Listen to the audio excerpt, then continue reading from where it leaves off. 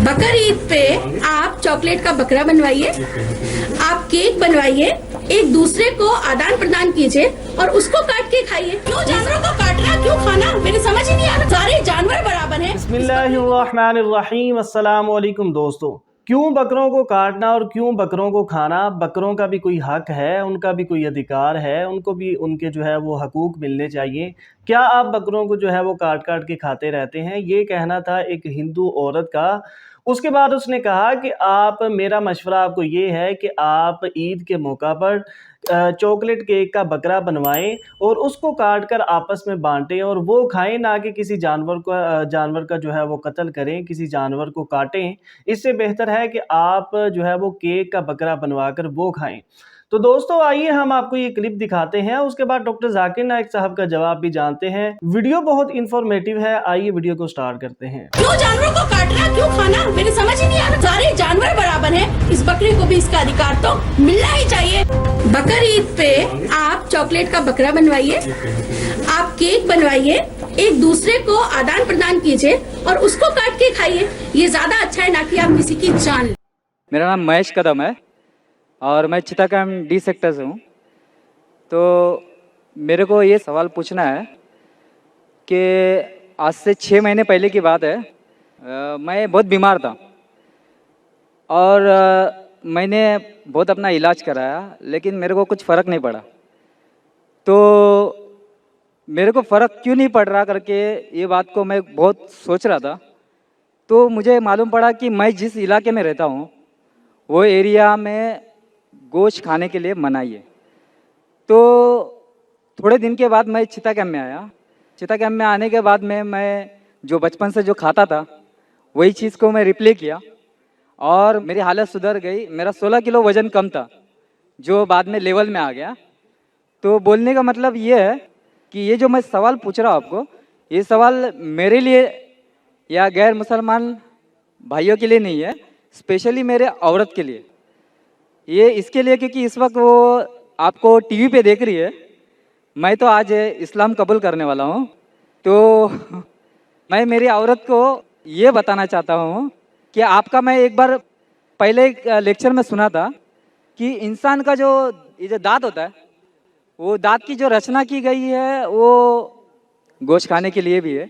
और मेरे दोस्त लोग ने अभी बोला मेरे को कि 2 दिन पहले आपके लेक्चर में आपने बोला था इस्लाम हमको ये नहीं बोलता कि गोश्त ही खाओ तुम, समझे। आप परसों के दिन में मेरे शायद बोले थे कि गोश्त महंगा हुआ है, आप सब्जी भी खा सकते हो। तो मेरे को ये बोलना है, मैं उससे छुप छुप के गोश्त खाता हूँ जो मेरे को खाना ही है हर हाल में, क्योंकि वही मेरी बॉडी के साथ लेवल करता है। तो हाँ, क्योंकि मैं वैसा बचपन से मैं हूँ वैसा ही। लेकिन मेरी औरत हैंडीकैप्ट है, मेरी औरत, और मैं उससे बहुत प्यार करता हूँ और मैं चाहता हूँ कि वो भी इस्लाम धर्म ले, आपकी बात सुन के। अच्छा, दूसरी बात ये है कि उसको ये बोलिए आप कि आप इस्लाम धर्म कबूल कर रहे हो तो आपको गोश्त खाना कोई ज़रूरी नहीं। मैंने तो अभी तक कभी ज़बरदस्ती किया नहीं है और आगे भी करूँगा भी नहीं। तो मेरा सवाल ज़रा ज़्यादा तो नहीं हो रहा है? समझ गया हूँ मैं भाई साहब, समझ गया हूँ। ज़्यादा है लेकिन समझ गया हूँ। मुझे आदत है लोग से सवाल सुनने की और जितना कठिन सवाल उतना मुझे मज़ा आता है। बिल्कुल। भाई साहब ने कहा कि वो ऐसे इलाके में रहते थे ना गोश्त लोग नहीं खाते थे, गोश्त नहीं खाने की वजह से बीमार हो गए। फिर चीता का मैं गोश्त खाने की वजह से नहीं सर, एक्चुअली मैं दूसरी चीज़ की वजह से वीक हो गया था, लेकिन जो मेरी खुराक थी वो मेरे को नहीं मिल रही थी। हमें इंशाल्लाह जवाब को कंप्लीट करूँगा, फिर आपको मिल जाएगा इंशाल्लाह। मैं आपका सवाल समझ चुका हूँ और सुन भी चुका हूँ और मैं मेडिकल डॉक्टर भी हूँ। हाँ बराबर। मैं इस्लाम और कंपैरेटिव रिलीजन के अलावा एक मेडिकल डॉक्टर भी हूँ। भाई साहब बीमार हो चुके थे और गोश्त नहीं खाने की वजह से फिर से रिकवरी नहीं मिल रही थी। जब चिता कैंप में आए तो गोश्त खाने लगे और रिकवर हो गए और 16 किलो वजन भी बढ़ गया उनका। और उनको गोश्त खाने की आदत है बचपन से, क्योंकि गोश्त के अंदर मेडिकल साइंस आज ये कहती है कंप्लीट फूड है। जिस्म के अंदर अमाइनो एसिड की ज़रूरत लगती है 23 अमाइनो एसिड की, जिसमें से 8 अमाइनो एसिड जिस्म में खुद पैदा नहीं होते, उसे कहते हैं इसेंशियल अमाइनो एसिड। और ये खुराक में लेना, अपने खाने में लेना ज़रूरी है। कोई भी वेजिटेबल फूड में कंप्लीट प्रोटीन, सारे 8 अमीनो एसिड मौजूद ही नहीं है। अब जब फ्लैश खाते, गोश्त खाते, इसमें 8 अमीनो एसिड मौजूद है जो वेरी गुड प्रोटीन है। पूरे जवाब के लिए इंशाअल्लाह कल मेरी तकरीर है जिसमें मैं ये वादे तौर के ऊपर डिटेल में जवाब दूंगा। लेकिन आपका मेन सवाल था, आपका पहले सवाल का जवाब दूंगा और एक सवाल पूछना चाहते हैं आप? सवाल 1 2 बाद में कतार के पीछे, फिर आप वापस आ सकते हैं।